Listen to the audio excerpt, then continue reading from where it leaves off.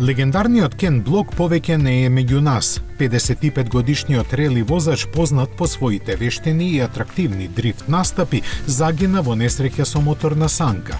Кариерата ја започна во 2005 година настапувајќи во американскиот рели шампионат, а учествуваше и на контроверзната трка Гамбол 3000. Не требаше да помине многу време за да се зарази со екстремните вратоломии зад воланот и да го стартува YouTube каналот Гимкана. Се појави на BBC и Discovery Channel, а рели кариерата ја продолжи настапувајќи на разни надпревари со Subaru. Во 2010-та за партнер го избра Ford, за пред 2 години накратко да се врати кај јапонскиот производител пред да премине во Audi со цел на својот начин да ја промовира електричната мобилност.